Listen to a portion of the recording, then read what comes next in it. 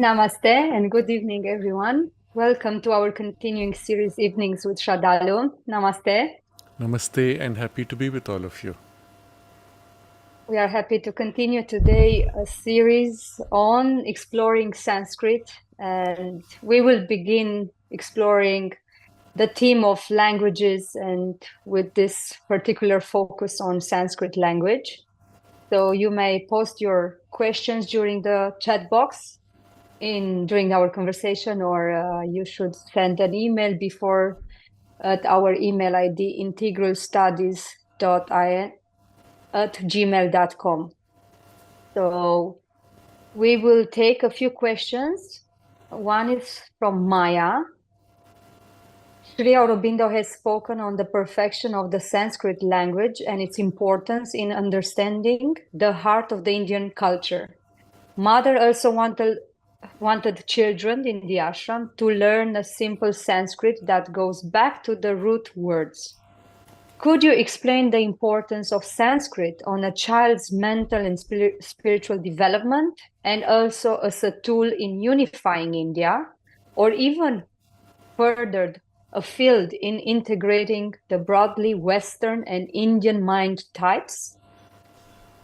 Then we have another question from Suraj. Kindly do a session on the Sanskrit language and what its psychological effect.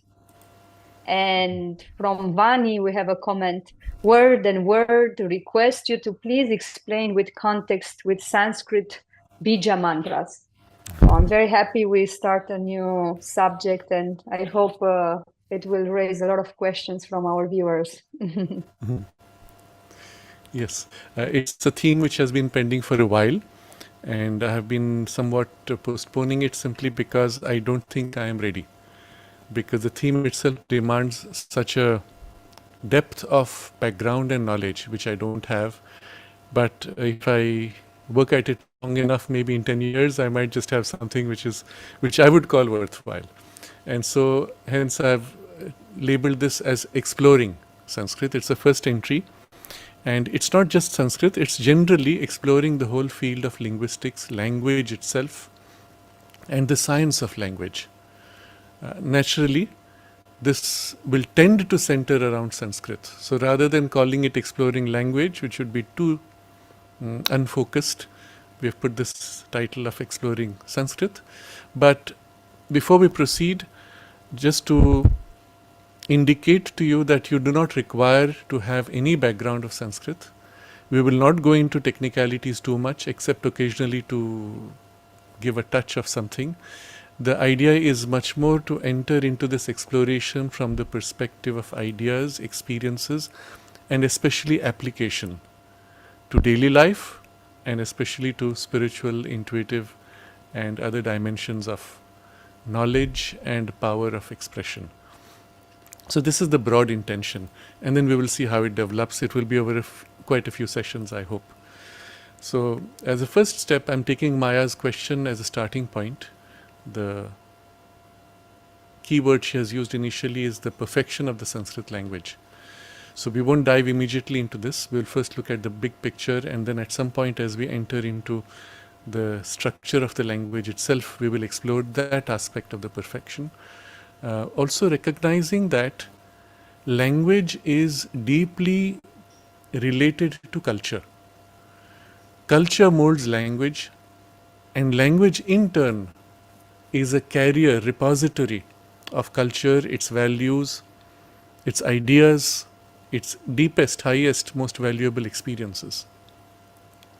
I've perhaps shared this as an example on other occasions to put in context that in the Eskimo language we are told, maybe I'm wrong, but this is what I've heard, you have something like 25 different words for the word snow, which in the English language would be reduced to just snow. But in the Eskimo language you have 25 variations. Why? Because the life of the people is dependent on all the phenomena and their minute variations which are centered around snow. You don't speak of soil, you speak of snow. You don't speak of leaves and their colors because there are none. But snow and its variations are innumerable. And sometimes a small variation could mean the difference between life or death. And therefore, a precise vocabulary of all those variations is a part of the life. As a consequence, if you were to study or learn the Eskimo language, you would find yourself forced in thought to begin to make these distinctions. And so someday when you open your refrigerator and look at the freezer box, you will see a particular formation of snowy, powdery ice, and you would have a specific word for it, which would be different from something you see on a different day, perhaps. Your mind will be formed by the nature of the vocabulary and forced to make these distinctions, and in thought, and this is just a very superficial material form, what if there is a vocabulary for complex emotional experiences, rational experiences, experiences of the inner life, the spiritual experiences? This is one of the biggest problems we face, for example, in yoga, that translating a yogic text into English, almost every word you feel as if loses 80% of its value. Because the closest equivalent in the English language is a massive reduction because there is no equivalent term. Simply, a term like dharma has no equivalent in any of the European languages because the concept, if it existed in the past, was either diluted or lost in any case. And even today, when you translate it, what you end up is picking a reasonably close term like religion. But religion is not dharma. Dharma is an essential truth which is self-existent, by which things exist and live. So it is of the dharma of the seed to sprout, for example. And so it is religion of the seed to sprout. It doesn't make sense. You could replace it by truth. Truth in action. That would be an equivalent idea perhaps. But even truth is too flat a word because the dhri is an upholding movement of dharma, upholding spontaneously, innately, and truth is more an idea of truth versus false. So you've already lost the content of this dhri root when you translate as truth in action. And so there's a huge problem when you translate because there is no equivalent term. And the worst part is when, having translated dharma as religion, I've given this example perhaps before, when you take a word like secularism, which means to not take sides with a particular religion or to separate religion from the state as it was in the original sense in Europe, that is retranslated into the Indian language, let's say in Hindi, as dharma nirapekshata, not taking sides with dharma, which literally translates to the Indian mind, not taking sides with the truth. But there are no multiple truths, really strictly speaking. So not taking sides is basically saying choosing to be false. And it does not fit, it does not work. The translation of a translation comes back to something which is so far out, so false, so fake, that as a result, the modern Indian mind now reverts itself to this distorted meaning of dharma and losing the original sense of the word dharma by reducing dharma to religion, and then misunderstands the European concept of religion by projecting its dharmic concept onto the religion and then not understanding why they behave in that way, or losing dharma in the process and reducing all to religious differences. So you have to understand the vocabulary and the language is deeply tied to culture and civilizational values. I was in a public meeting, I couldn't say public, it was a semi-private meeting of gathering of principals of what they called progressive schools. And there was one speaker who was a hardcore anti-Indian values, I will put it this way. He was a very famous principal, vice chancellor of a university. He was at that time promoted by the left agenda. And he said very openly, crudely, he said, No, first he said something very nice. He said, every language is a repository of all the culture and values. We have to protect languages and so on. It was wonderful. 10 minutes later, he says, Sanskrit is a dying language. Let it die. And I was so upset. In the Q&A opportunity, I said, you just said that language is a repository of culture, and you say Sanskrit, let it die because it's a dying language. But that's the repository of all the Veda, Upanishads, and all the greatest literature of India, which was across India, transcending all the regional distinctions of language. Please explain. And he was embarrassed. He laughed. He said, I didn't mean it like that. I meant don't politicize Sanskrit. But you can see that he didn't actually mean that. He had a hatred for Sanskrit. But when you come to this idea that culture is deeply linked with language, you understand how important it is for a child to learn in his mother tongue and to grow with the roots that the language would connect to, and preferably the richest, most deep roots. And so also here I'm linking it to Maya's question where she speaks of the root words that mother wanted. So can we actually go back to that kind of learning? These are all things which we will explore as we proceed over several sessions. So also her question is on the child's mental and spiritual development as well as a tool for unifying both India as well as East and West. As we will see, the Sanskrit language has something quite extraordinary and has the potential for all this. The nature of that we will explore as we proceed now, perhaps touch upon it today. And Vani's question, Suraj's question, also the psychological effects and the root sounds and root mantras, all these will be part of our exploration. I expect it to be a fascinating exploration. It will not be always very scholastic or academic, or because I'm not an academic person.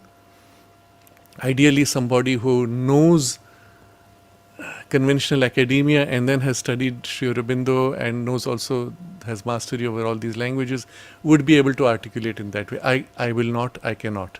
Rather it will be somebody who's exploring freely as a curious person, and I think this will also align better with all of us.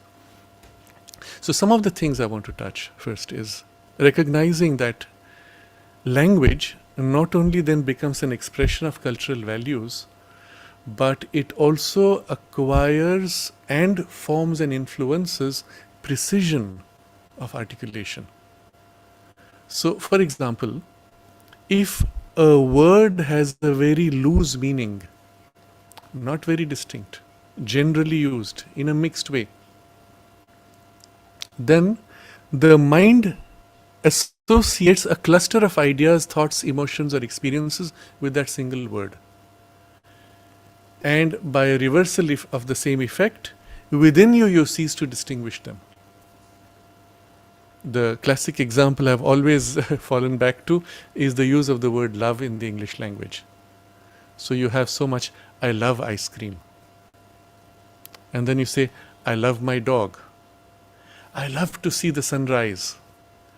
And then in a romantic context you say, I love you. The same word is used for completely different experiences, and I would easily go to a dozen different variations on this experience. Especially then in the American context and in a relative form, make love is associated with sex. So practically all these different phenomena and experiences have been merged and blurred into a single word, which makes for the thought, if it's not sufficiently trained, or the emotions, if they are not sufficiently conscious, to begin to blend these together. To fall in love is to be sexually attracted, or to be fascinated as you would be fascinated at looking at a sunrise, or to be affectionate and like something or someone, or to be particularly fond of this as opposed to that. And all these could blur out the use of the word love or in love, for example. And the result will be, you will see these in cinema where someone says, I love you, but I'm not in love with you. What do you mean? If you try to define such phrases, you will not get any consistent definition, because although 2 or 3 people may use the same vocabulary, they will mean something totally different. And this leads to not only confusion in mind, in emotions, in actions, but also enormous misunderstandings. So a language which is precise, rational, would lead to precision of reasoning communications. A language which is rich in emotions would allow you to make nuances of emotional experiences and articulate and communicate them. Or a language which is rooted in the physical senses, as the example of the Eskimo words for snow, would be effective for sensory experiences.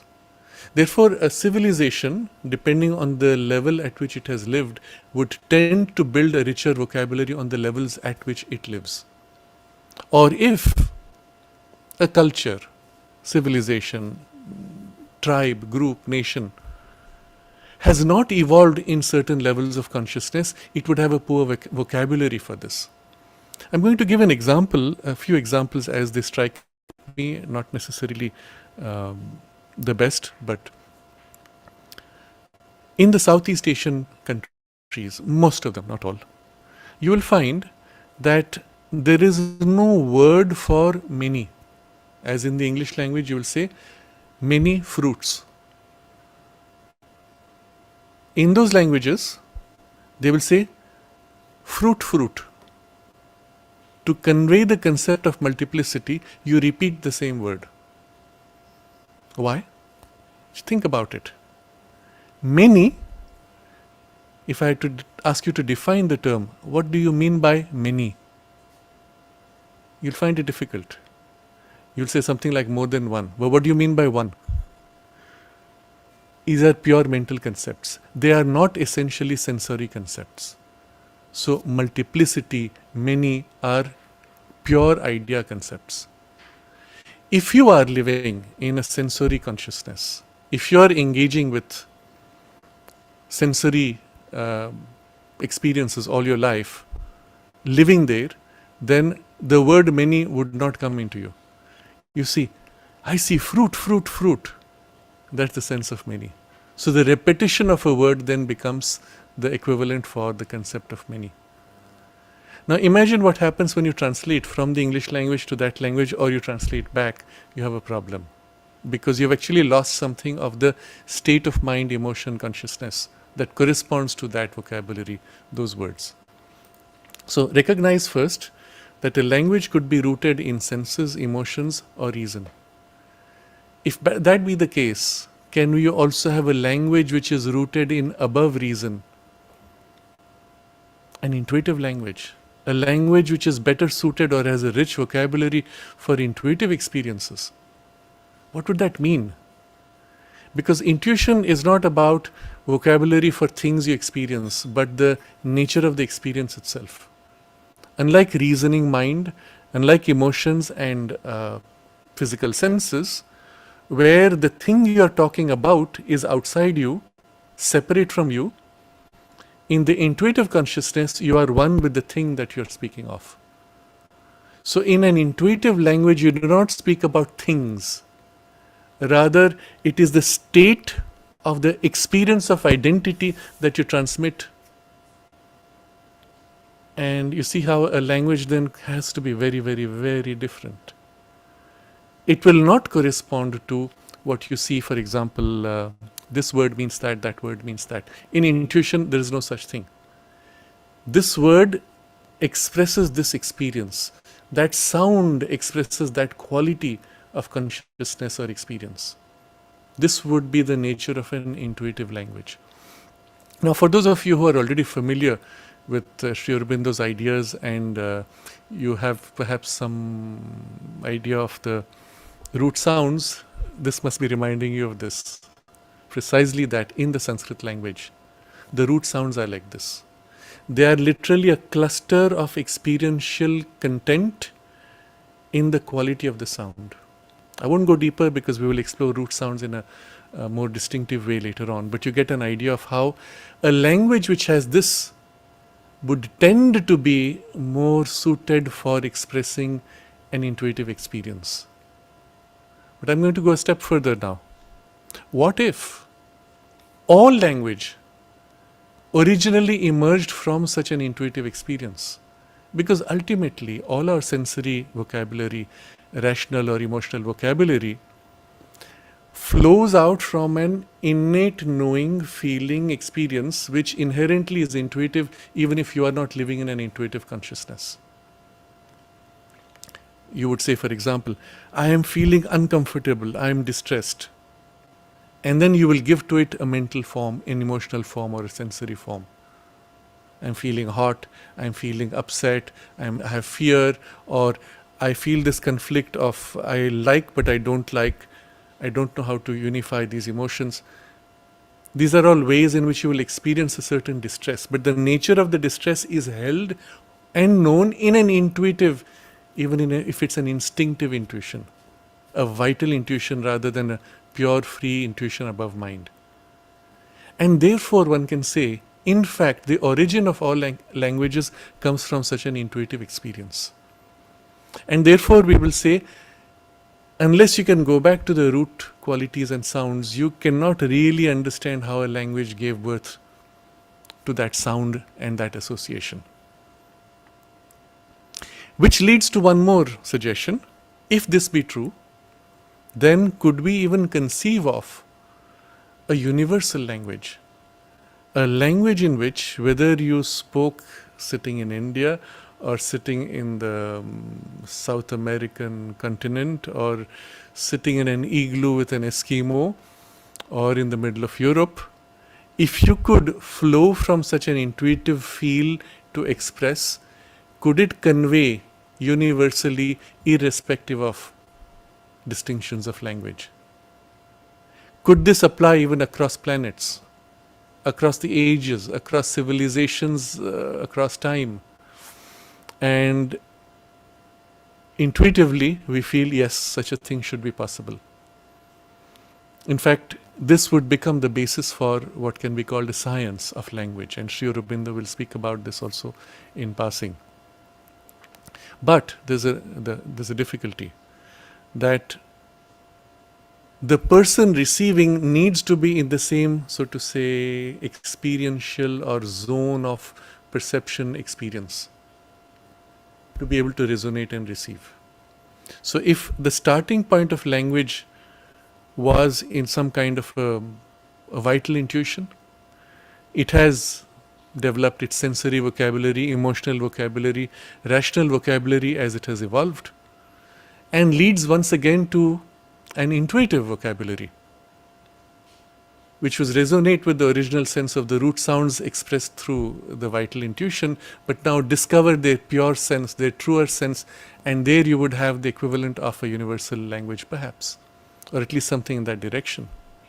But it would also suggest something else which is even more suggestive, more interesting, that as you dwell on this idea, even before you articulate into sound, if the other person is in an intuitive consciousness, you would convey the sense of the experience straight away by the contact of consciousness, without even needing to articulate in sound.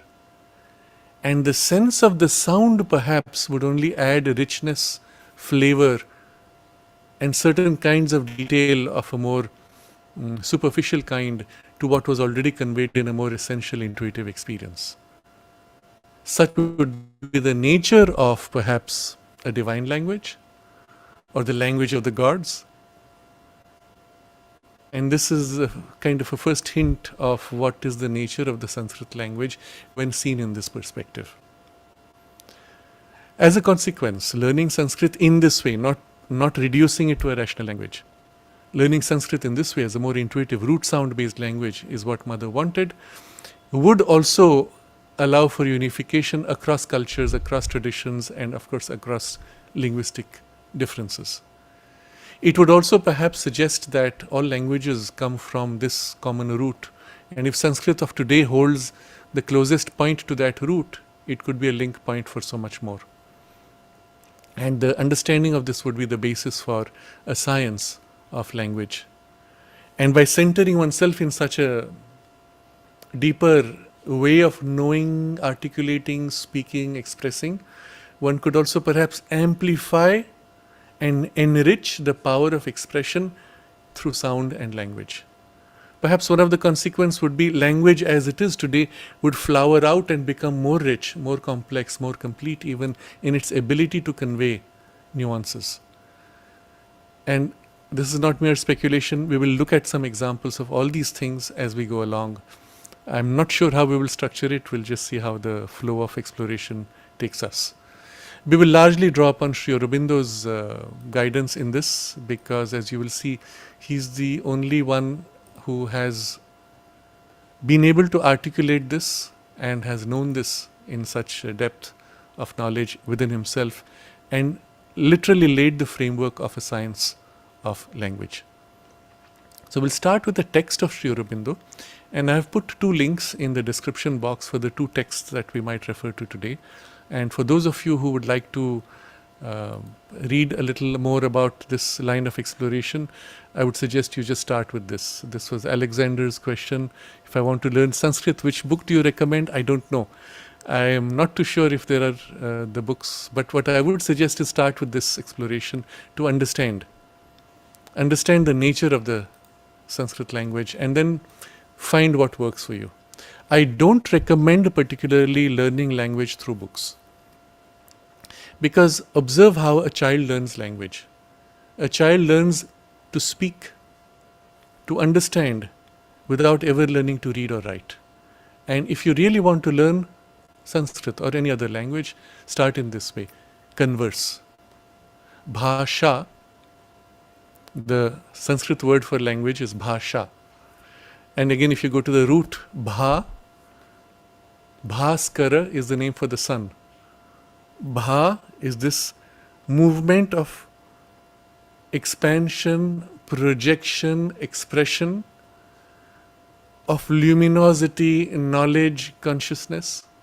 So one who creates, Kara is Kri, we will see the roots later.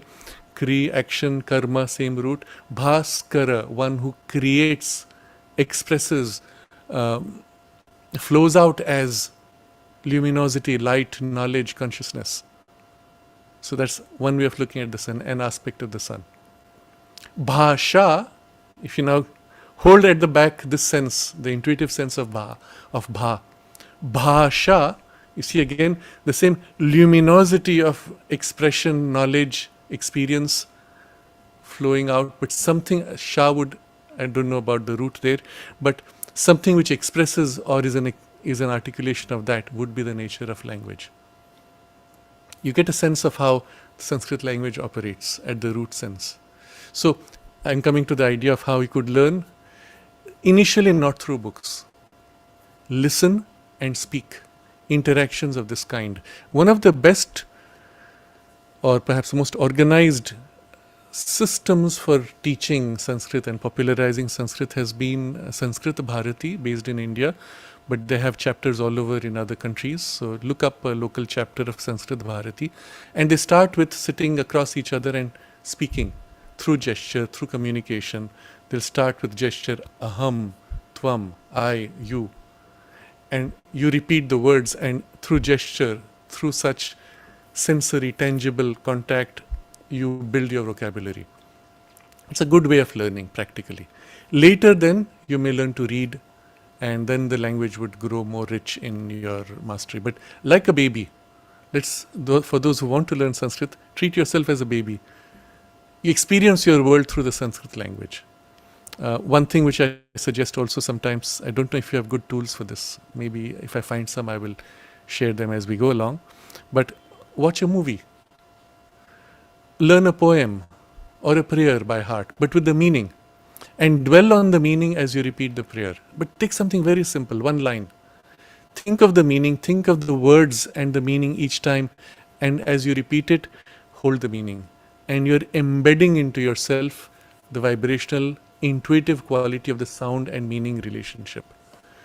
The beauty of the Sanskrit language is that when you learn in this way, you can hear a word that you have never heard before and you can intuit its meaning, because the root sounds are already embedded within you and absorbed in their sense. This does not happen in the English language. except for very derived, artificially constructed words. Automobile. So, auto and mobile, you could guess what it could mean. But, or airplane, we can get the air and plane, but plane also is not very useful. If you said air chariot, then you would understand what that would mean. But Sanskrit goes to the root sounds, and you could hear a word which you have never heard and still get the feel of it. So, these are all things which we will explore as we go along. But coming back to the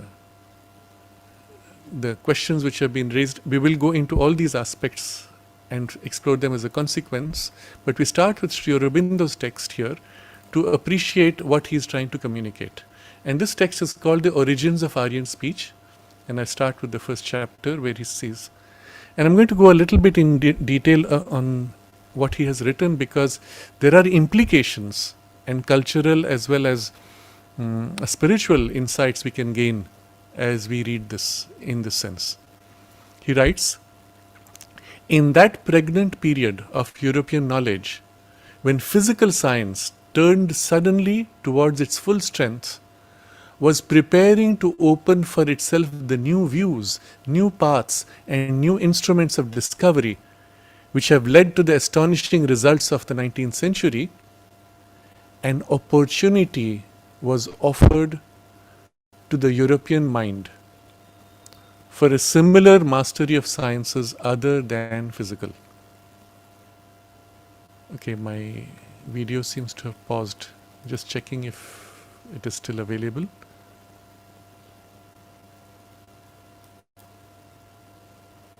Alina, can you hear? Am I still connected?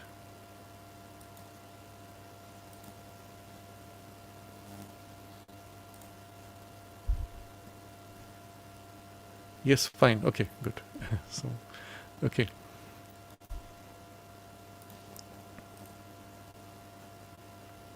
I hope nothing was lost. Thanks. So, first he's saying there was a period of European knowledge which was a pregnant period. Now the suggestion is that at that point many possibilities had crowded themselves and were trying to articulate through the European Renaissance. How much could manage to express depended on the receptivity of the best instruments, the best minds, or the preparation already in place to be able to catch what was trying to come through. The suggestion, and I want to point this out, is so important, that there are these phases where from the divine origin, after all knowledge, no exception, all knowledge comes from the divine origin. There is actually a projection and outburst of a potential thrown out and gifted to humanity, and the places on earth which are most receptive, or individuals sometimes who are most receptive, receive it, and the power is pregnant. You give birth to the ideas. So this pregnant period of European knowledge, when physical science turned suddenly towards its full strength, was preparing to open itself to new views, new paths, new instruments of discovery. So physical science had just come into its own now, given a full force and strength, and it led to the astonishing results of the 19th century, though it started well before. And at that point, an opportunity was offered to the European mind for a similar mastery of sciences other than physical. Now this is again a very suggestive vocabulary. It's as if the gift given here, you could open all these, all this is waiting, and even perhaps a spiritual potential was given, an occult knowledge, all these things were there present to go beyond the merely physical sciences. And specifically he's using the phrase European mind. It was a gift specifically for Europe. I would speculate, but also with good reason, that in fact there were many in Europe who caught these ideas, who were at the time, so to say, the leaders of the world in these new perceptions. Among these were extraordinary figures also, such as Nikola Tesla, Lord Kelvin, and others among the scientists, who went beyond the merely physical science and actually opened even to spiritual and other dimensions. But with that same pursuit, with the same enthusiasm that with which they pursued science. Now, So what was the opportunity given in this particular case that Sri Aurobindo is referring to? There were many things perhaps, but the Sanskrit language was discovered by Europeans, obviously. But that was the opportunity.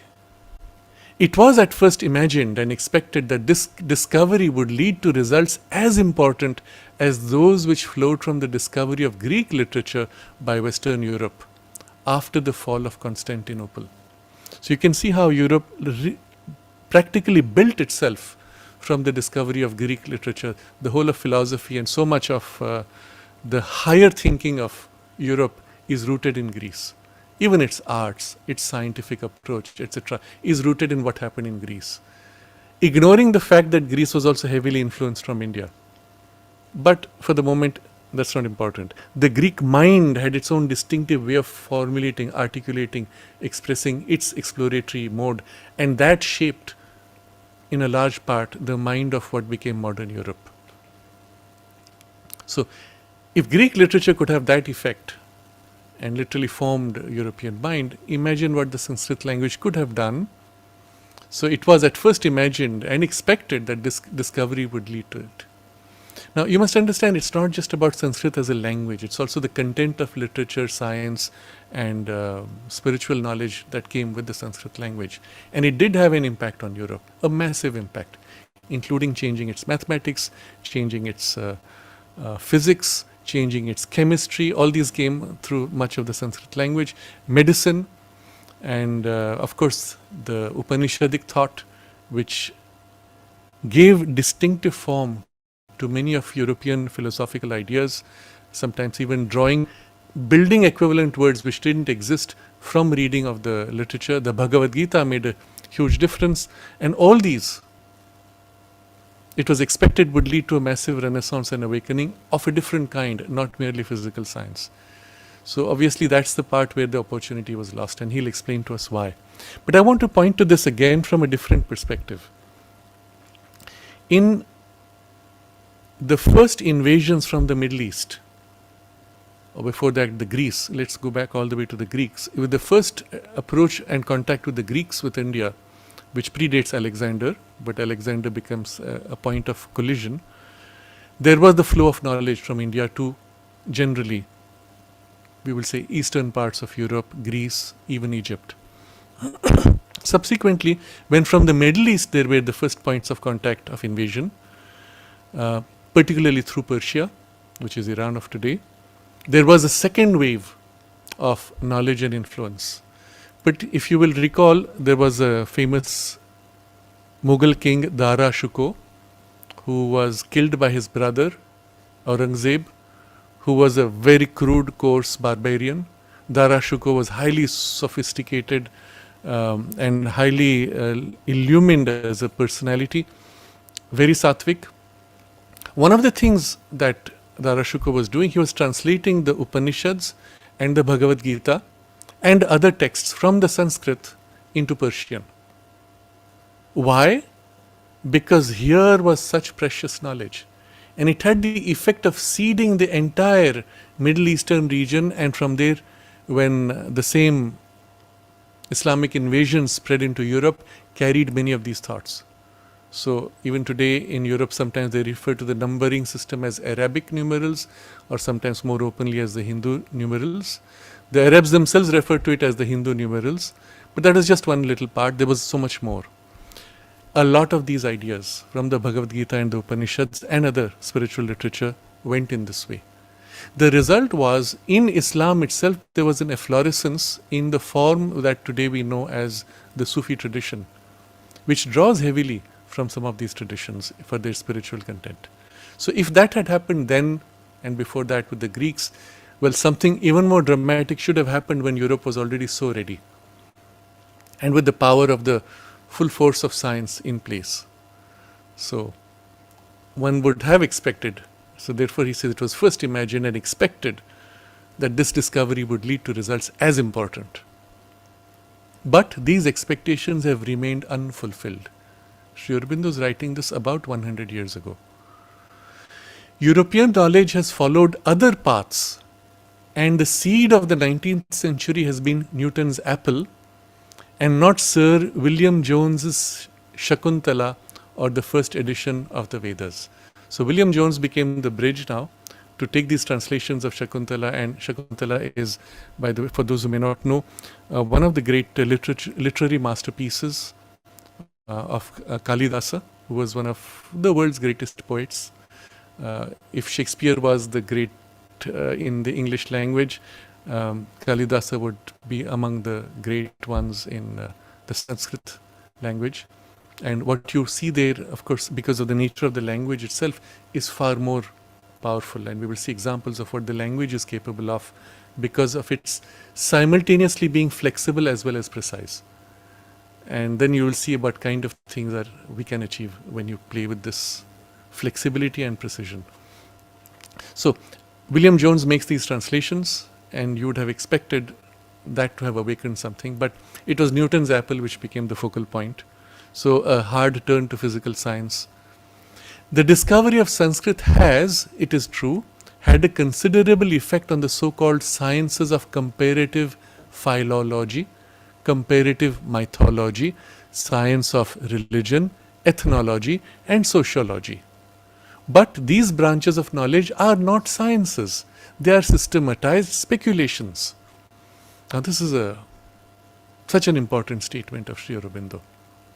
All these, comparative philology, mythology, science of religion, ethnology, sociology, they are called social sciences. Religion, sciences. No, but they are not science. A science would be inherent perception of a knowledge that is obviously seen to be true universally, not built on a speculation. That is not a science. And so this is the point he makes. These branches of knowledge are not sciences. They are systematized speculations. So when you actually do a PhD or whatever it is in one of these fields, what you have to do is follow the line of prior speculation which has been organized, or organize them better, juggle around with them a little more, build upon it a new speculation, and that's when you get your PhD. You can't do that with mathematics or physics. You see the knowledge built up before, you can't build on speculation. You have to advance knowledge in a way that is actually objective, solid, and independent of your views. This is not the case with these branches. So, Sri Aurobindo elaborates, their particular conclusions often change from generation to generation, and none of them, not even the most certain, have the same cast of certainty as a scientific generalization in the domain of physical inquiry. Now what is interesting is, while Sri Aurobindo is stating all this, comparing the physical sciences with these speculative so-called sciences, let's call them systematized speculations. What happened subsequently was that even in the physics, there was a transition to a speculative phase. Most of the quantum theory, dark energy, dark matter, and a lot of particle physics is actually built on statistics and speculations. And that's not science.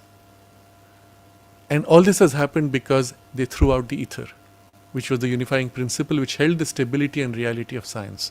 When did this happen? 1905. Until then, ether being present in the physical sciences, they were rooted in reality. You threw out the ether, now you had a gap, you had to fill the gap with speculations and anomalies and statistics. And it became largely speculative. That's why today you have all these schools of thought in physics. Physics is not meant to be based on opinions and schools of thought. It's meant to be objective realities. So even they go to the extent of saying, oh, there can be no objective reality. No, that's not true. You can have an objective reality. Of course, there are subjectivities even in your perception, but the reality of the thing itself is very much real.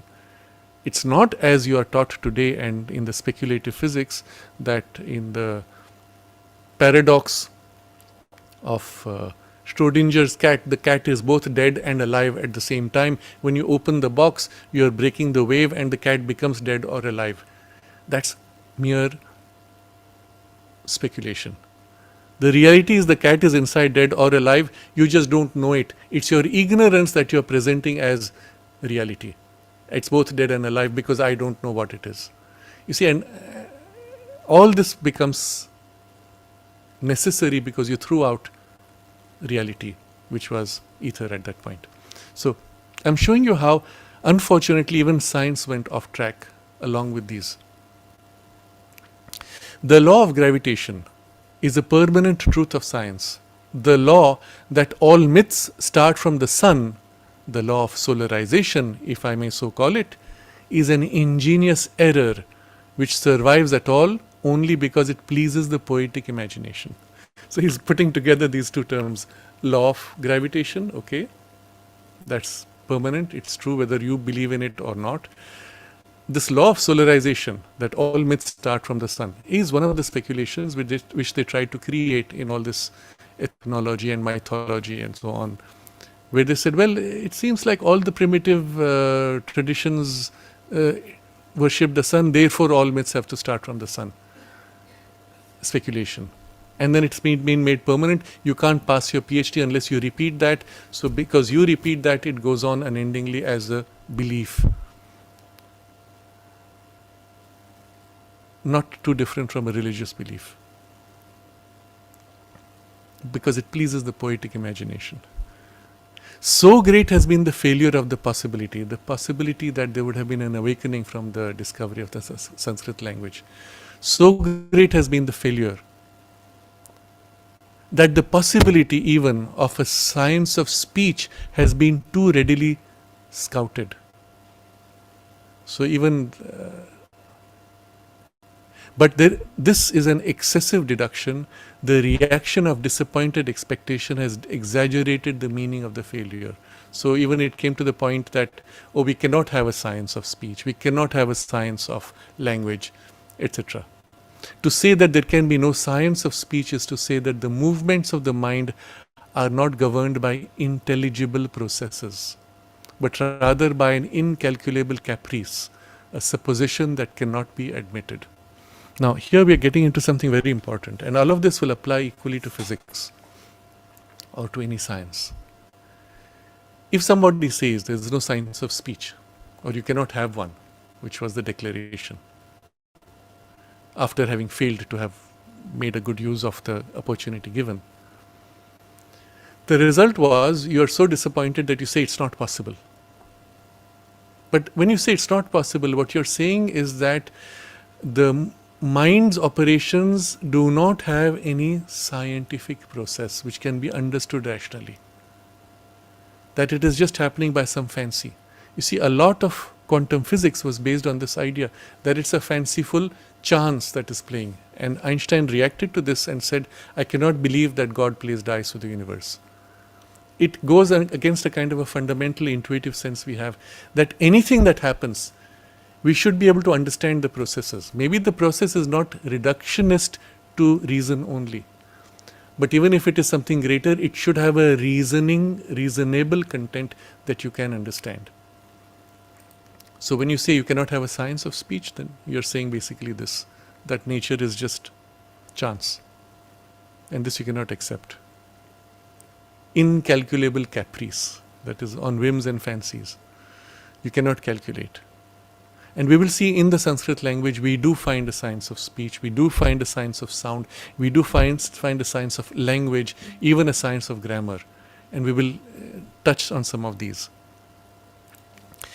Intelligible processes there are for all natural action. Now these are very powerful statements, and Sri Aurobindo, you must understand, never exaggerates. So when he says something for all, you have to take it as literally. All action in nature has an intelligible process. Nothing is happening by chance. If you cannot see, and to you it seems like chance, it's only because you cannot see the underlying mechanism. But there is a mechanism, there is a process. So, intelligible processes there are for all natural action, and therefore also for mind and its instrument, speech. So mind is a natural action, speech is a natural action. There has to be an intelligible process that you can understand, that you can articulate even with reason. So what's the problem? Why couldn't they do it? The difficulty is to discover their precise lines of action. We need sufficient material and the right material. We need also the right way of approaching the material. So 3 things. Sufficient material.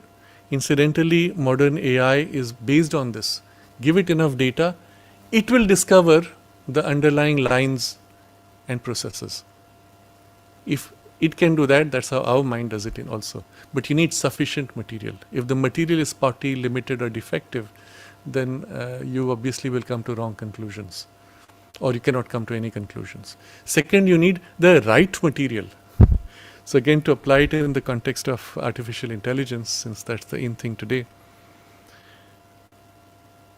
if you want to train AI based on whatever it is that you want it to learn, let's say you want it to learn the stock market, you give to it data, but what data would you give? That would make all the difference. You want it to learn the English language, what data do you give to it? If you give it the crude coarse forms of English among the less developed minds, your AI would be trained in something which is non-structured. You give it the best of the language in the larger content of it, Shakespeare's, for example, poetry, plays, high literature of the greatest writers, and your AI would then get that structure which corresponds to that level of development. So the right material, and then the right way of approaching the material. Because if in your right material and large material data, you approach it wrongly, saying, hey, this looks like obvious, so I'm going to start with this and declare it the basis. That would be a mistake. Because you need to find what are all the other possible approaches and then find which of these is more basic. And he'll give a good example of this shortly. So we need these 3 things. Once that is discovered, and the processes also, once that is discovered, the processes also will be discovered and the science of speech founded. You mean you lay a foundation. That foundation would allow, of course, great complexities to be built. But the foundation is what Sri Aurobindo will focus on. Now, the beauty of this approach of Sri Aurobindo, it's not only so rational, it's also so precise that you can actually take this and train artificial intelligence to do what Sri Aurobindo is asking you to do. The advantage of artificial intelligence is precisely the ability to process this huge amount of data and go to root structures. And they've actually done this in a way with physics by giving to it all the physics data. I don't know the details of how it was done. The artificial intelligence was able to then catch the essential underlying processes. And I saw a paper which I didn't read it in detail, which mentioned that it had discovered underlying what we call hidden variables, underlying powers or principles or forces, which are not what we call the overt, the main ones. Behind them, it found other operations which were the basis for these. Now, AI can do that easily. I do believe, and if someone takes the trouble to do this, it's a line of research. You can give to a good trained large language model enough of the content of the Sanskrit language and literature, and it would be able to discover the underlying structure of the Vedic text, for example, and confirm Sri Aurobindo's articulation of the sense of the words. But if you've biased it wrongly from the beginning, then you'll end up with wrong results necessarily. But here is what Sri Aurobindo is going to do. Discover the right material and the right way of approaching, and with it the processes will be discovered and the science of speech founded. Now he says, in this volume, he is writing a book, I give the result of certain attempts I have made to approach the problem from a new standpoint.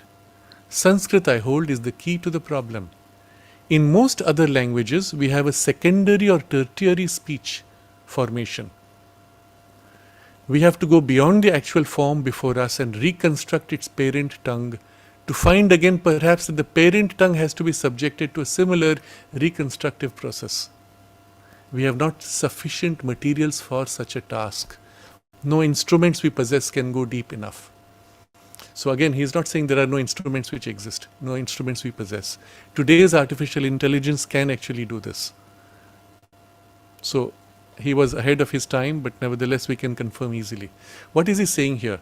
If you want to study any language today and try to understand how the language operates, you're not meeting the language as it was. You're meeting its secondary or even tertiary derivation. So a word structure or grammar structure, word meaning has been so far separated from its origin that from here to reconstruct from below is nearly impossible, because you just don't have the necessary materials. Or it's been so distorted you do not see anymore the true pattern to be able to get back to the laws or the principles of the science of speech. So, unlike Sanskrit, in Sanskrit we actually have something which is close enough to the origin that we don't have to go back so many levels. I want to give a few examples of this. I was looking at a few cases. One of the words is explain in the English language. Please explain yourself. If you tell somebody, please explain what you mean. I don't understand. Please explain. What do you mean by this word explain? So take a moment to think about, what do you mean by explain? Make plain, obviously. That's the root, of course, of the sound of the word. And you'll find, interestingly, that the word make plain is to flatten out. It goes to the Latin origin. Explain, make flat. So there was a time when in the English language you would say actually, explain the mat. You take a mat and explain it, make it plain, flat.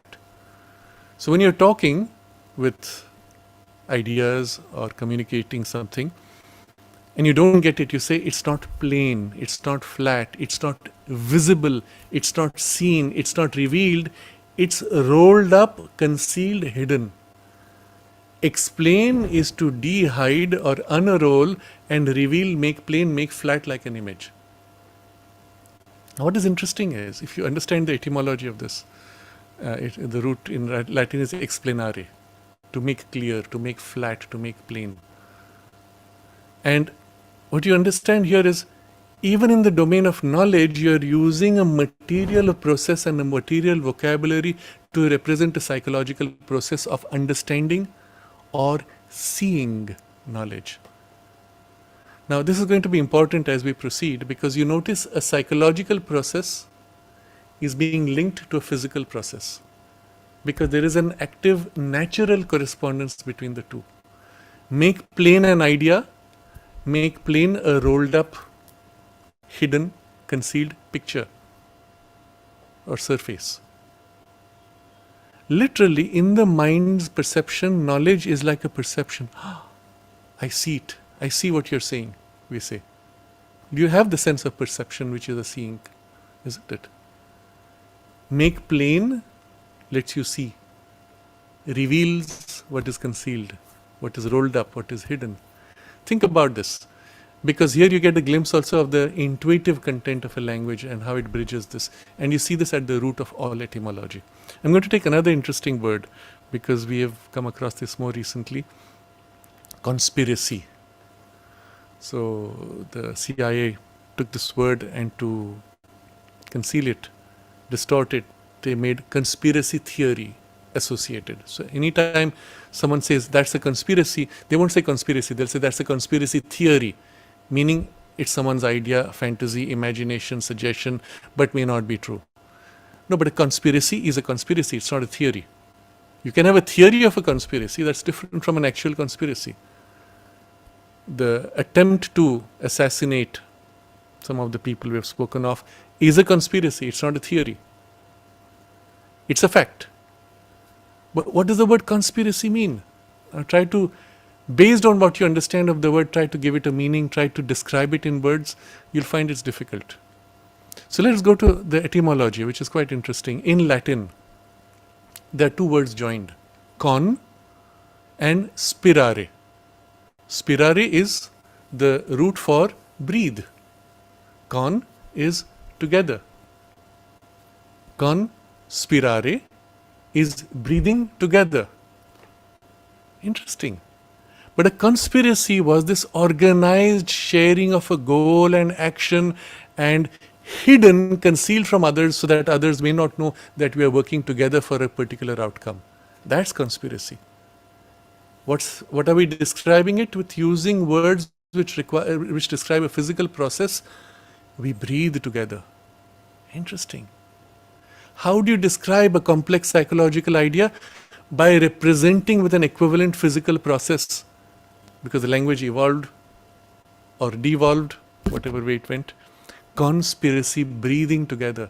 Why breathing? Why not working together? Why not acting together? Because of the secrecy aspect. If you act together, we move our hands together, we could have formed a word that says move your hands together. Con, and I don't know what the word would be for hand. No, but it's concealed. Breathing is what you do without people noticing. So when we breathe together, there are four of us and we are breathing together at the same time, same intention, but it's concealed from everybody. We are still acting. Breathing is an action, but the action is hidden, concealed, but it's coordinated across. That's conspiracy. Interesting. Fascinating when you think like this. So next time you hear the word conspiracy, your mind will go breathing together, secretly acting, hiding behind the scenes, not revealing that they're working together. There you get the sense of conspiracy. So you see, when you go to the etymology, you get some very interesting insights. If you knew Latin, this would have been obvious. So someone who understands Latin will actually think more richly than someone who doesn't and who only knows the English word and its meaning. So an English speaking person who knows only English will say conspiracy with a mental construct of that idea of a secret group manipulating. But for the Latin speaking person, it will be secret group breathing together secretly in rhythm. And you see, the sense of the intuitive sense of it is more rich, more complete, more tangible. It's not a pure mental idea. It spans mind, emotions, physical sensations, and unified behind by an intuitive feel of we breathe together. We are aligned in intent and action secretly. All held in just this experience. That would be the intuitive sense of it. I'll take another word. This came up, it is not a good word to use here, but still, it came up because I was watching some serial which was in Spanish and I was following the subtitles.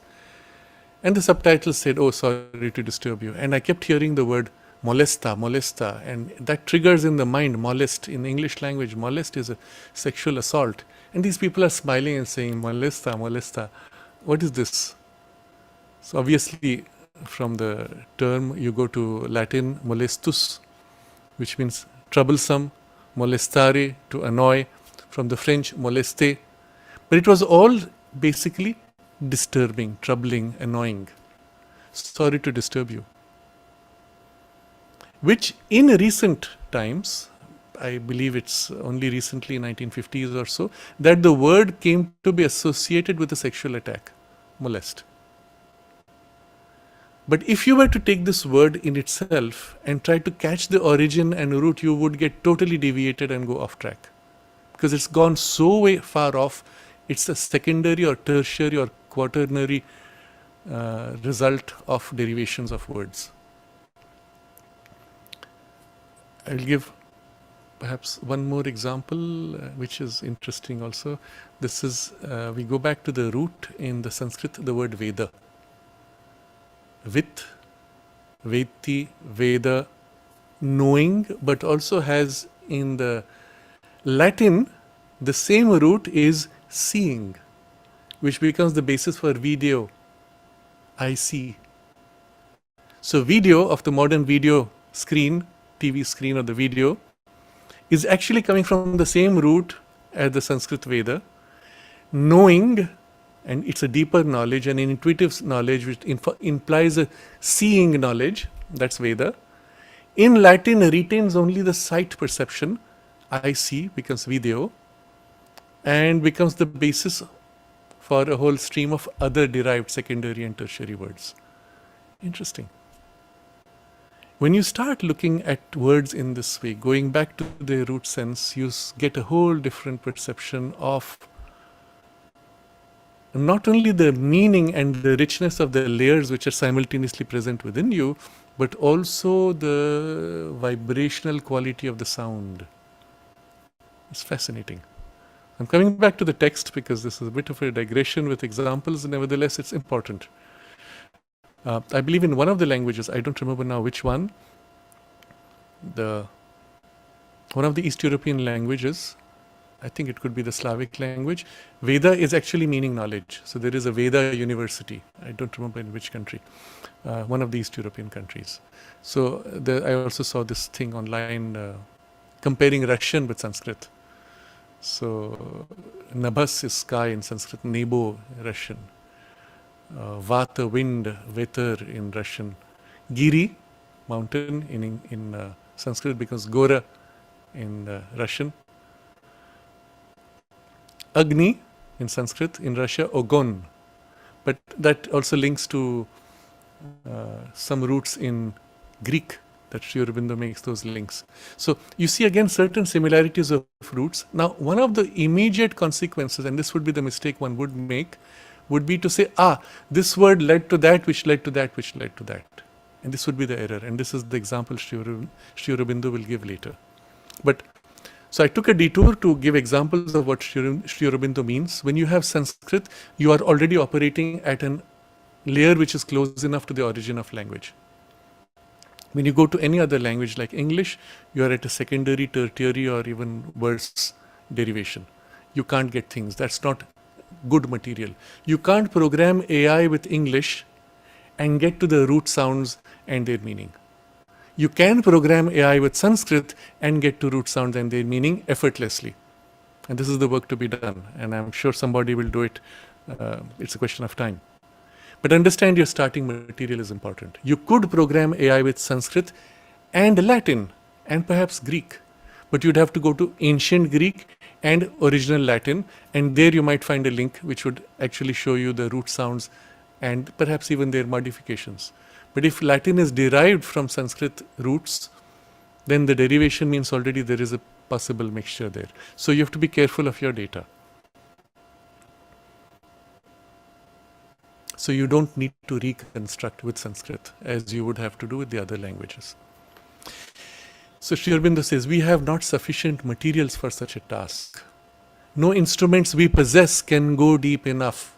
Remember, this was 100 years ago. I believe today AI can do this. And he's not saying no instruments possible, no instruments we currently possess. That's then. But Sanskrit, by peculiar fidelity to its origins, presents us with a true primary form of speech, in which the vocabulary indeed is late, a new structure of word, flesh and tissue. But the base of the structure is primitive, reveals the roots of its being and betrays the principles of its formation. Very interesting sentence. If you dwell on it a little bit, the sentence is so amazing, and you see the precision of Sri Aurobindo's articulation and the poetic content. Remember, poetry is not fantasy, is not imagination. True poetry in the true sense is revealing a deeper truth of experience which is intuitive or spiritual. So when you find Sri Aurobindo has a phrase which has a poetic quality, he's bringing some deep knowledge of this kind. And this is one of those types of phrases. So people will say, oh, he was poetic and as if fanciful. No, that's not fanciful, it's revealing. So here we see, Sanskrit has a peculiar fidelity to its origins.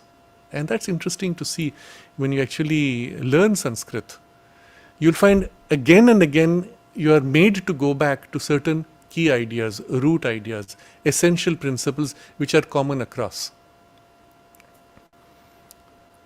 And so, even though he says the vocabulary of the modern Sanskrit is a little late, it has a structure of word, flesh and tissue which is new, but not to differentiate it from this base structure which is still primitive. Now here is a use of the word primitive in a good way. Normally we mean by primitive lack of sophistication. Yes, this is the case. You're going back to root essential principles, not sophisticated phenomenal layers. So you go back to primitive roots, and here it's a good thing. Reveals the roots of its being and betrays the principles of its formation. It's as if all other languages have covered up their principle of formation, Sanskrit betrays it and reveals the principle of formation. Why is this betrayal? Because it's as if knowledge you would want to keep concealed. Why would you want to conceal? Because it carries a tremendous power. Power of use, but also power of misuse. We will see something quite extraordinary as we come to the root sounds particularly, and the bija mantras, which was the question from Vani. When we look at that, we will also explore something quite fascinating there, and this is, we will see that there is a power in the root sounds, and the structure or that power can be sequenced to construct an experience or to project a force and power for a particular outcome. Literally, you can construct. Like with electronic components, you take these components, arrange them in a particular way, and you get a particular outcome. And literally, as you go to the root of language, you'll find once you catch these principles, essential principles and root sounds, you can combine them in a certain way for a specific outcome. In fact, that's how the languages emerged and evolved. But this deeper secret of their power, potency, is intended, so to say, to be kept secret. But Sanskrit betrays it. Betrays the principles of its formation. In fact, even it goes so far as we have in the Sanskrit, in the way the grammar is taught, you are made to learn from the greats who have articulated precisely the principles of formation and the roots, to whatever extent, with whatever limitations. Among these, one of the greatest is the Paninian grammar of Sanskrit. Panini articulates the grammar of Sanskrit with a series of verses which are sutras. Sutra, as you know, is a very condensed form, highly compressed. So compressed that sometimes it is almost unintelligible. They are sequenced one after the other as patterns of sounds, like a computer code. You apply the first, apply the second, apply the third in sequence. Wherever there's a conflict between the two, the later one overrides. The later one is a particularization of the previous one, if any. So, if I recall right, the grammar, the sutras of Panini go I, un, ril, rik, a, on, I, ouch, hayavarat, etc. What's he talking about? What is this? Maybe I don't know if we will go into this, but maybe we'll touch upon it later. What does it encode? And what are these rules that you're layering one after another?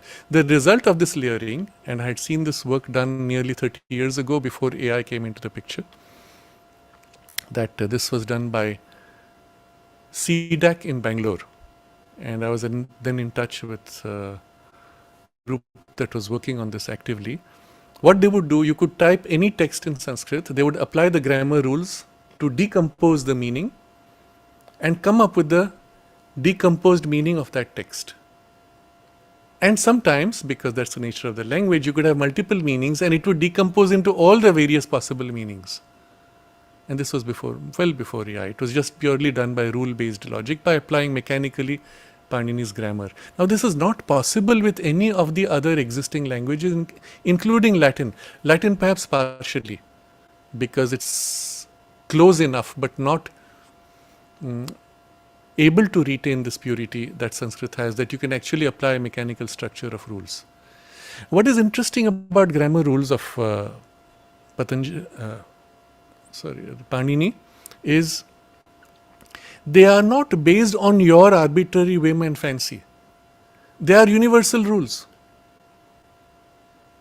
That means anywhere on any planet with any biology of body, with any throat structure of any animal or creature, those sounds and their relationship and their application in their combination, basically what the Panini rules describe, would be common across the universe, across space and time.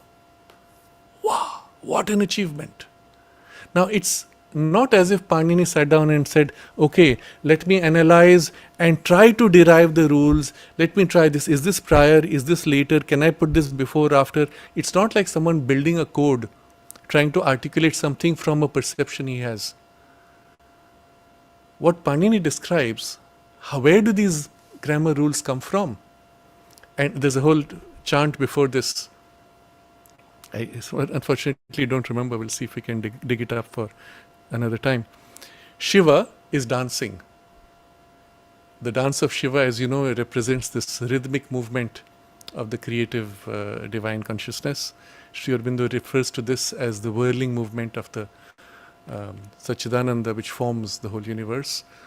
And as he is dancing, he has in his hand his drum. And the drum is, that drum with two sides, and you have a bead which goes back and forth.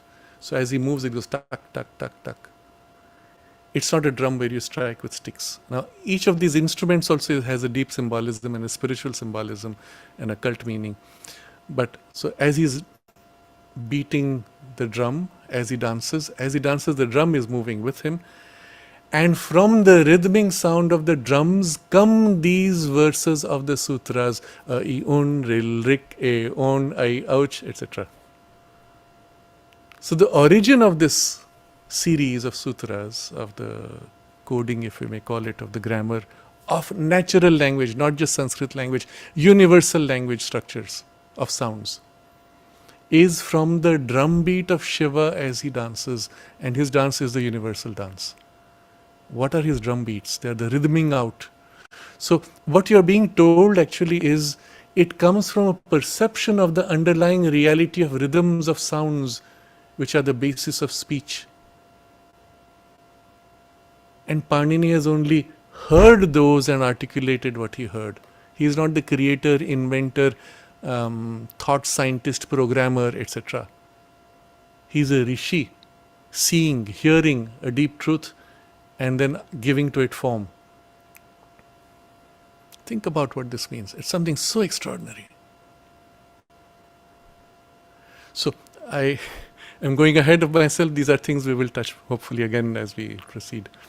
But the point Sri Aurobindo is making, the structure is primitive and the roots are being revealed, and it betrays the principles of its formation. And this is one of those, by the way, the Panini grammar, principles of formation. Should we continue with the text? The failure of the comparative philologists to make use of their opportunity has been signal. It's extremely important. It has even obscured the issue by creating a false system. So these guys, unfortunately, they went off track and they created a false structure. As a result, the true structure is even more obscured. So that's the opportunity lost. That's why I've called today's session Lost Opportunity. But it is no more fatal or final than the failure of Aristotle to discover the law of gravitation, although he must have seen many fruits falling from many boughs. Sanskrit still stands there offering to us its secret. So here's this Sanskrit saying, here I am. Now we come to the critical point. What made them go off track? The fundamental mistake of the philologists is contained in their famous original formula. Pita, pater, pater, vater, father. And the hasty conclusion they have drawn from it, which have prevented a deeper scrutiny of the roots of language. So what did they do? They said, oh, first is Pita. From there the word changed to pater, then it became Peter, then it became Veter, then it became father. So here is a sequence of how the languages changed, and so there must have been an original race, Indo-European, who were in the middle of the Siberian or Sahara of some region, and then as they moved, they changed, and then as they moved further, it changed, and so they create a linear structure of change and development, etc. So obviously one has to invade another, destroy another, replace another, and all the rest of the junk that came with the false understanding and history with all kinds of colonial objectives and implications. The hasty conclusion prevents now from going deeper to the roots of language, because the roots are quite different. It's from a root that you'll have multiple variations, and sometimes in different directions. And so you will have two words which sound similar but mean different. We saw the example of Veda and video. And yet there's something in the root which is common. Knowledge, which is a seeing knowledge. Now here it becomes knowledge, there it becomes seeing. So, an identity of words between various languages can never in itself lead to their fundamental discovery. Just because two languages share a word doesn't mean you will get to the understanding. It does not even prove that the languages thus agreeing are of a single stock. Sometimes you have had words which go all around and come with something similar to another word, but their actual roots are very different, although their current usage is similar. In many of the most common domestic terms, Tamil and Sanskrit agree, but they are still held to be different families. All therefore that is proved is not the identity of these tongues but their contact. So close is the contact of one with the rest that a number of the commonest ideas and relations came in all to be expressed by terms borrowed from one another. Nothing more is proved. We have not advanced a single step towards a science of language. You see where the European linguists went off track. Even the classification of tongues as Aryan, Dravidian, Semitic cannot be called scientific. It is empirical, meaning you just observed it, you say, this is this group. And depends upon identities which may not be fundamental. There is this whole theory that the lost tribes of the Jewish nation were actually from India. And they got lost because they went further west, lost their way, and the intention of Moses was to bring them back. Remember, he wandered 40 years. He didn't go round and round. He was traveling. And at the last stage, he comes, as it is described in the original Bible, he comes to the top of a hill and looks further across the greenery and says, that's the home, and he dies there. So, the only place where you have this tomb of Moses is in Kashmir. And so the lost tribes were being brought back home, and he looks forward to the home which is in that region. To this day, there are tribes in Kashmir, in Mizoram, who follow the old Jewish traditions, languages, etc. So that's the theory. Now, I'm not going to say whether it's true or false. That's not important for us. But there's probably some truth in it. But the point is, just because you have somebody living in one area and somebody else living in another area, you say, they are different groups. Need not be. Maybe they were very close at some point and you don't know the migrational story. Perhaps. So the point he makes is these are just arbitrary classifications. They are not scientific. It is empirical. We must go deeper. How? What is the way? He says, European philology has started from word identities and identities of final word meaning. I propose to start from root identities and identities of original and derivative root meanings, and even from sound identities and identities of fundamental and applicatory sound meaning. This is going way back. And this is where we're going to have the greatest fun and really deep understanding. So, word identity and word meaning, final word meaning is, they made the mistake of starting there. That's the end result. Sri Aurobindo goes to root identities and identities of original and derived root meanings. So, there will be an original root and then a derived root and then combinations of roots.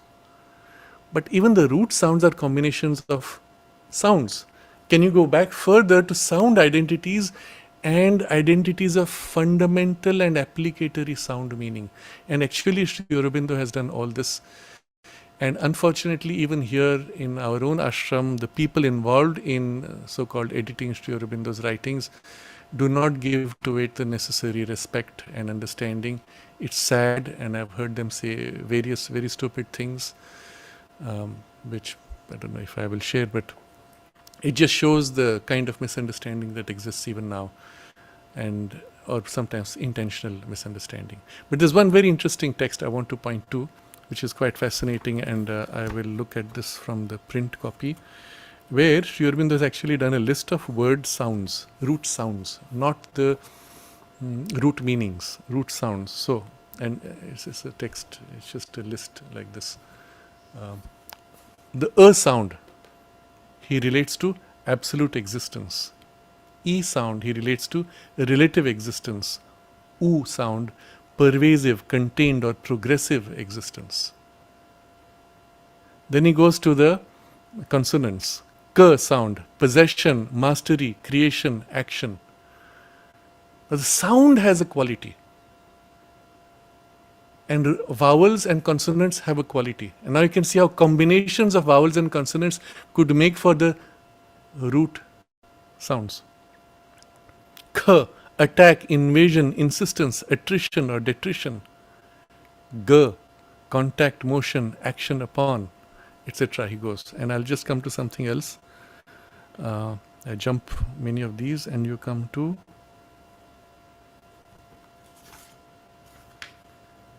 M, limitation, finality, completion. Notice how words will end with And the quality the sound brings is this, what he just described. And then L, the sound L, love, sweetness, etc. in relation. R, guess what R represents? As a sound quality, it should be obvious. Vibration, play, etc. H, guess, it's not a guess, you just feel. What is her representing? Force. So I'm giving you a glimpse here of the work he has done, and he's saying he's going to start with all this, and then from there he's going to derive the science of sound, of language and speech. So it is, I believe, possible in this way to establish the unity of the Aryan tongues and some at least of the laws governing the birth and development of Aryan speech. My inquiry does not carry me further. I do not pretend as yet to inquire into the laws of speech itself, but only to establish from data some facts of Aryan speech which may eventually help in solving the wider problem. Now, he's saying he's not going to go into the laws of speech itself, but we will see as we look at the Sanskrit language is that is also known and understood to a great extent within the language. And this was part of what I described in some of the rules of Panini's grammar.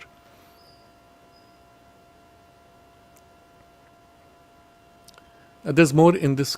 I will not go further into this, but I will go into another text which he pretty much follows the same ideas sequence, but there he says something quite interesting. It's the text we have seen, but same idea, but it's the second link I've put. He says, when Max Muller trumpeted forth to the world in his attractive studies the great rapprochement, Pita, Pater, Pater, Vater, Father, he was preparing the bankruptcy of the new science. This is a very powerful statement, and that's why I wanted to share the force of this. You see, Max Muller had no clue. In India, he's still praised. He had no clue of the real understanding of Sanskrit. And he had very clear colonial objectives. He even declared his goal was to convert India to Christianity. And so he was reaching out to the Sanskrit texts and the Vedic texts in order to interpret them in a way that would help in the conversion of India to Christianity. It's a declared statement. And so his understanding with whatever, he never even visited India. When he says this great thing, he trumpets forth to the world, he was preparing the bankruptcy of the new science. That took it off track completely. He was leading it away from the truer clues, the wider vistas that lay behind. The most extraordinary and imposingly unsubstantial structures were reared on the narrow basis of that unfortunate formula. And then based on this, they divided all of humanity into these races, etc. All the distortions are rooted there. So first there was the elaborate division of civilized humanity into the Aryan, Semitic, Dravidian and Turanian races based upon the philological classification of the ancient and modern languages. And he says again, if you look at more deeply, you will see this is no proof that, let me read. More sensible and careful reflection has shown us that community of languages is no proof of community of blood or ethnological identity. The French are not a Latin race because they speak a corrupted or nasalized Latin. Nor are the Bulgar Slavs in blood, nor are the Bulgars Slavs in blood because the Ugro-Finnish race has been wholly Slavonicized in civilization and language. But look at the minuteness of his understanding of all these different races and their relations. It's so amazing. Scientific researchers of another kind have confirmed this useful and timely negation. And again, for this we have the modern genetic studies which show and justify Sri Aurobindo's statement. In fact, what has happened is the original beliefs, because that was the colonial framework there. All came from Africa. So the first woman, first man are Africa. They called it oldest bone structure, Lucy, etc. We are all children of Lucy. All made up, all fantasy, all speculation. What happened is with the genetic studies, so initially they had all these large charts of how they migrated out of Africa theory, who migrated where, and everything was built up in a nice, pretty piece. With genetic studies, you could actually go back based on certain genetic variations and trace out that gene pattern. Interestingly, almost all the variations trace back to India. But because the original had to be Africa, they have first migration from Africa to India and then from India everywhere else. And you ask yourself, is that even true? So, but just to show you how, when you're so fixated on a wrong understanding, when the right data comes, you start warping the understanding in small steps, but not letting go of the basic error. And this is what happened with the philologists from this whole Max Muller's trumpeted theory. So I'm going to pause here. We have had a glimpse of the approach Aurobindo is taking, and a glimpse also of the kinds of things we would like to explore and go through. I'm going to quickly go through the chat box.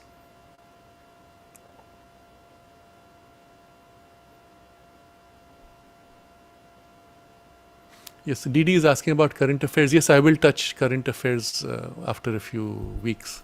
For now, we get into something more important. A lot of important things have happened, but I think it will be useful that you now work on in your own way to understand. And then we'll do a kind of a summary of some of the key insights which will be useful maybe a month later. So Tutun says Marathi language officially contains 70% Persian and Arabic, and Shivaji removed Arabic and Persian, and perhaps not quite. You see, the problem is a lot of the modern Hindi, Marathi and other languages have been blended in by the mix of Persian which came in between. But their roots were never in Persian. In fact, Persia has its roots in Sanskrit. So if two words are similar, often the Europeans would say, yes, this came from Persia, when it may not have been so. On the contrary, there were certain invasions which did come and certain Persian words came in through that. But to separate the two is not always obvious, and the claim that it is 70% Persian or Arabic is not at all true. But that's what the British wanted to enforce upon India, because it served the objective of colonization. How does the mother fit in the Sanskrit universe? Okay, Rumpel is asking, how does mother fit in Sanskrit universe? The mother has a very interesting comment, which is also very sad, unfortunately. She says that when she first came here, Sri Aurobindo taught her Sanskrit, and the method he used by going to root sounds was so simple and so obvious, and she had all the notes with her when she went to Japan, and that's how she learned Sanskrit. She learned also Japanese while she was there. Interestingly, she translated the whole of the Isha Upanishad into Japanese, and I think from the Sanskrit into Japanese on her own. But she says, the sad part is when she came back, it was in a ship, one of the trunks was lost. I don't know how, and that contained these papers of Sri Aurobindo's notes teaching her Sanskrit. Imagine if that had survived. Oof, it's sad, but well. I do believe, though, that Sri Aurobindo has given us enough, if we can understand what he has done with these root sounds, that from here we should be able to reconstruct Sanskrit teaching method itself. In the ashram, there were some innovative approaches. One of them actually took the similarity between Sanskrit and English or European languages, or sometimes French, and said, see, that word corresponds to this. And they used English and French to teach Sanskrit. It was the wrong way. But a lot of good work was done in that attempt, but it's not the best way to do. We should have always go back to the root, and from an inside out, from an intuitive, even if it's a vital intuitive, you open out to the sounds. That would be more effective.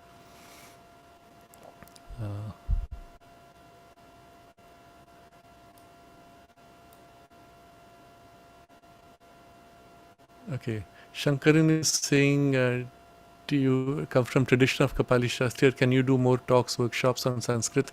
Unfortunately, my knowledge of Sanskrit is stunted. although I studied Sanskrit in the ashram school, and fortunately I have the basic ability to read. I did learn from my teacher, MP Pandit, many of the chants, but unfortunately I did not go deep enough into the language itself or the literature. This today I regret, but at that time I did not understand its importance the way I would understand today. So I hope that as we are exploring Sri Aurobindo's writings in this way, I will, and all of you will be enthused enough to at least make a first entry into enjoying Sanskrit, even if not learning it. Okay. Yes, there is a modern, Shankaran says Urdu and Arabic influence in Hindi and other languages is because of Bollywood. It was a deliberate strategy of Nehru, in fact, to Urduize the Hindi of India and other languages. And his intention was basically to please the primary people who spoke Urdu, where at that point, I suppose, there was a blend of Muslims and Hindi speaking people in the parts which were ruled by the Mughals. So there was a blend of that, and as a result, he wanted to please that group because of his own personal association from childhood with certain groups, where he learnt a Hindi which was Urduized. The net result was, in the official Hindi itself, there was an agenda to Urduize it. And then that continued because Bollywood, that is the India's film industry from Bombay, was run by Dawood Ibrahim, who based in Pakistan now, with similar objectives. So the result is, I was sitting with a group from Pakistan once in a discussion, and they said, "Oh, you people, your Hindi is exactly the same as ours." I said, "No, that's not Hindi, that's the Urduized Bollywood." But the point is, it has gone to such an extent that today's children do not know Hindi as it was. What they have is the Urduized vocabulary. And I suppose that's an interesting passage. But to understand the way it works, from Sanskrit, you have the derivation which goes to Persia. You have a derivation which, let's say, becomes what could be called some form of Hindi or Marathi or other.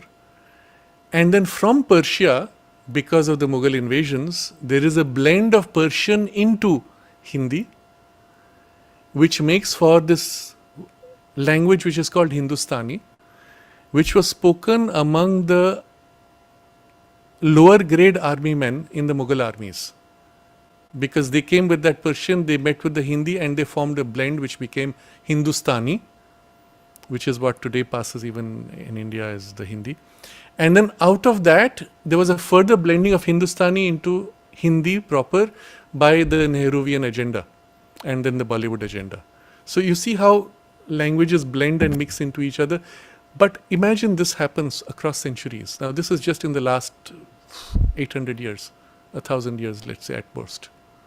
Imagine such a process continues across 3, 4, 5,000 years. What do you think will happen? And that's what has happened in Europe or other parts of the world. And this kind of thing makes for a language losing its root characteristics.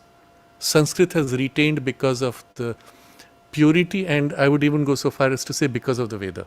If we did not have the Veda, we would not have held that root, because every tradition in India always has gone back reconnecting to the Veda and therefore preserved the core structure of the Sanskrit language. You will find something close enough but not quite it in the Hebrew tradition, where also you will find the importance given to root sounds. The language has certain elements of its original root structure. And because of the mystical Kabbalah of the Hebrew tradition, that this content was able to be retained. Of course, the modern Hebrew is a derivation and does not have the same structure and flexibility. But still the attempt was held because of the mystical Kabbalah which went back to the root sounds.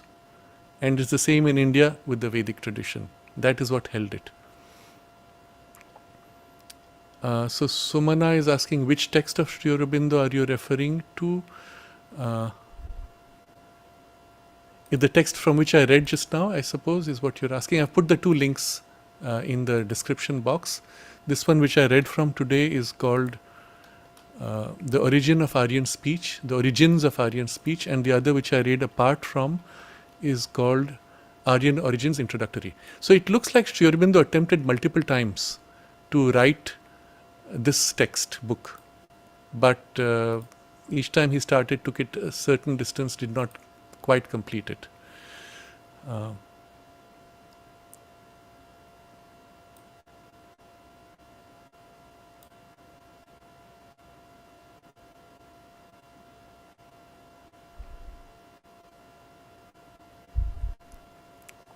So Bhaskar is asking, have Sanskrit and Tamil come from an even more ancient common language? Actually, the correct word for the original Sanskrit would be Devanagari, of which modern Sanskrit is a kind of a derivation. To that extent, you could say Tamil and Sanskrit come from the Devanagari. We can say script is the Devanagari, or actually go back and say Deva Bhasha. Bhasha, language, speech of the gods, Deva.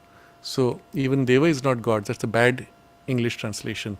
Div comes from luminosity, illumination. Diva, lamp. So Deva is a luminous being, or consciousness of luminosity, a radiation of light knowledge as a being, as a consciousness.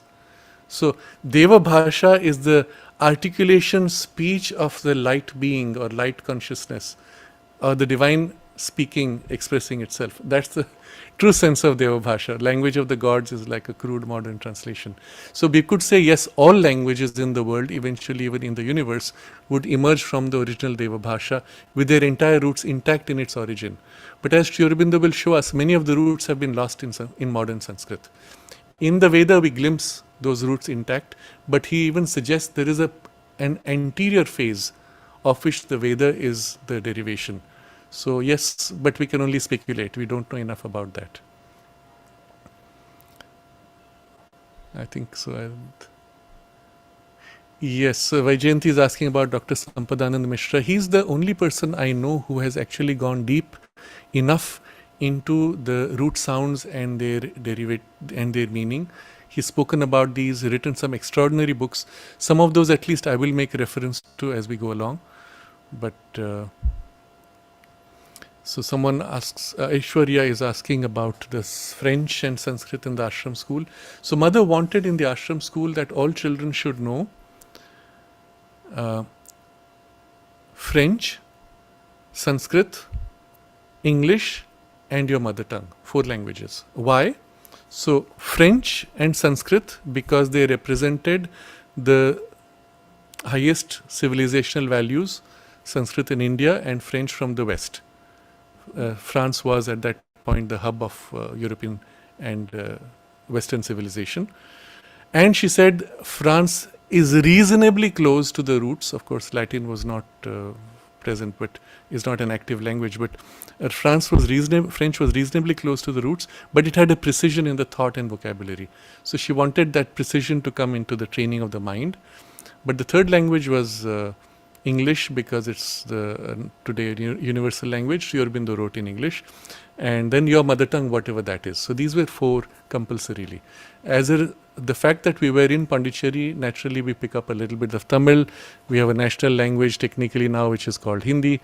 So we pick up Hindi, through cinema we pick up. So most students in the ashram school would speak 5 or 6 languages, not always with the same fluency. Okay, so Shankaran says the actual name of the original language is just Bhasha, as mentioned by Panini and Patanjali in their works. Yes, perhaps. But remember, even Panini and Patanjali are much later. Sri Aurobindo is going back not only to the Vedic roots, but even looking further behind the Veda and showing you why the Veda used those words or the meaning of those words by going to their deeper roots behind the Veda. So this only somebody with that direct intuitive insight can actually do. And then when he articulates in a way with the data given to us, we can say, yes, this can be objectively validated. That's why Sri Aurobindo today is the only teacher who can lead you into this science of language. And on the basis of what he presents to you, you will use all this data which comes from Panini, Patanjali or other greats and know the errors they made or unify them in this larger framework. So obviously that's a scope which is far beyond what we can do, but we'll at least have glimpses of some of these and the beauty of this structure. And most importantly, how it reflects even within us psychologically, spiritually and intuitively in the nature of sound, language and the power of the mantra. So all this is to come. Let's explore as we proceed. For those who are really interested in diving deep, this is the compilation of some of the articles of Sri Aurobindo. It's not the whole work. There is much more which comes in 2 volumes on the Sanskrit texts and the Vedic studies, which you can download for free from the ashram website in PDF form. But also you can see on the links which I have given on the website where you can find all these texts. So let's take a moment to now step back, look at the big picture, understand that language itself is a natural expression of an experience within us. When held in a sense, it would be an intuitive, even if a reduced intuition, a vital intuition, it would be an intuitive expression, and therefore there can be such a thing as a universal language, or even in its origin a pure intuitive language, which would be the closest to telepathy or the articulation from telepathic experience to sound experience. And that's where you see also the power of the mantra, which is why to speak in Sanskrit translates the intent and force of the idea most completely, because that's vibrationally it is closest. Which is the reason why in the Christian church they insist that the original mantras used in the church rituals have to be spoken in Latin and not translated into local language, to protect the potency which Latin carries to some extent. And so you have to understand this is not trivial, and it actually leads you to an access to a certain vibrational power which can enormously amplify thought or intention when used correctly. And here is a science. We will then also the structure of the human vocal cords, mouth, throat, is an exact replica of that language structure. And our structure of the chakras within us in the energetic body also is an exact replica of that vibrational structure of the language. And so you have here a glimpse that something from the highest emerging as the speech of the divine expression ripples out through layers, forming, articulating through layers, and even in the human being in a spiritual, occult, energetic and physical in alignment. And that's the importance of this study. And Sanskrit today is the one language in which all these things are most closely aligned. And so it will be a fascinating exploration. Let's take a moment to just review and hold within us some of the insights we have gained.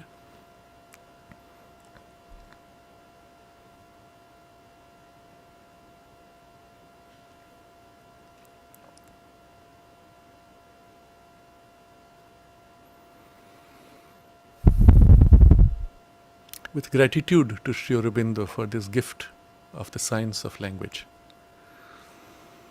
Namaste. Namaste, thank you.